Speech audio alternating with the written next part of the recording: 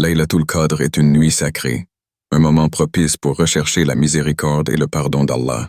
L'invocation la plus recommandée pendant cette nuit, enseignée par le prophète Muhammad à Aïcha, est celle qui appelle à la clémence divine. En répétant cette invocation, Allahumma innaka afoun tuhibbul afwa fa'fu anni, nous invoquons un Allah qui aime pardonner, ce qui nous rapproche de sa bienveillance.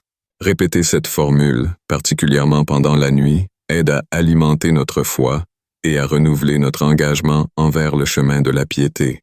En plus de l'invocation, la prière de nuit, ou qiyam, est un acte d'adoration hautement recommandé.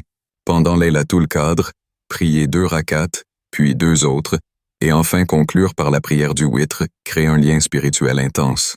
Pendant ces prières, il est conseillé de réciter des sourates telles que Al-Fatiha, Al-Ikhlas, Al-Falaq et An-Nas. Chaque mot prononcé dans la sérénité de la nuit renforce notre soumission et notre gratitude envers Allah, rendant notre cœur tranquillement réceptif à sa guidance. Les invocations personnelles, ou doigts, constituent une autre dimension essentielle de cette nuit bénie. En demandant pardon pour nos péchés, en souhaitant la réussite dans cette vie et l'au-delà ou encore en implorant la protection de notre famille, nous nous plaçons dans une posture d'humilité.